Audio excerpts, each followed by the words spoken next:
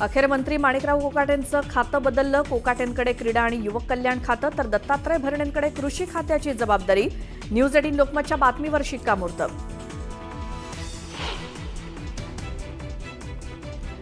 यापुढे एक चूकही मंत्र्यांना महागात पडणार. कुठलीही चूक केल्यास खपवून घेणार नाही. वादग्रस्त वक्तव्य करणाऱ्या मंत्र्यांना फडणवीस, शिंदे आणि अजितदादांची तंबी. वरिष्ठ सूत्रांची माहिती.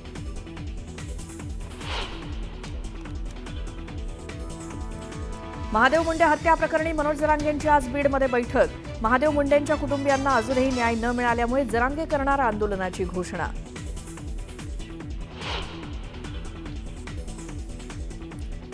बीडमधील महादेव मुंडे हत्या प्रकरणी एसआयटी स्थापन होणार.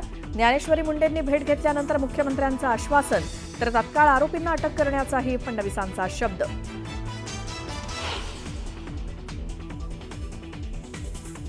मालेगाव बॉम्बस्फोट प्रकरणात आरएसएसचे सरसंघचालक मोहन भागवतांच्या अटकेसाठी वरिष्ठांनी दबाव टाकल्याचा गौप्यस्फोट. तत्कालीन एटीएस अधिकारी मेहबूब मुजावरांच्या दाव्यानं खळबळ.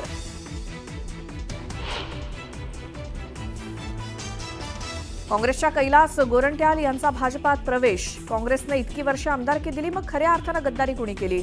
अर्जुन खोतकरांची गोरंट्याल यांच्यावर टीका.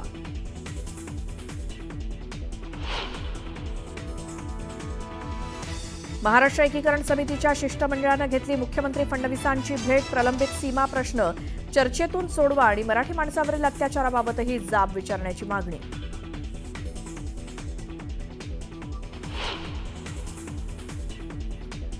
ईव्हीएम सोबत छेडछाड अशक्य. स्थानिक स्वराज्य संस्थांच्या निवडणुकीपूर्वी निवडणूक आयोगाचा पुनरुच्चार.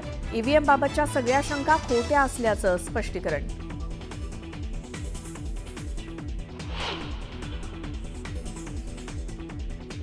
अलमट्टी धरणाची उंची वाढवू नये. मुख्यमंत्री देवेंद्र फडणवीसांचं केंद्रीय जलशक्ती मंत्र्यांना पत्र. कर्नाटक सरकारनं पुनर्विचार करावा, निर्णय थांबवावा. मुख्यमंत्र्यांची विनंती.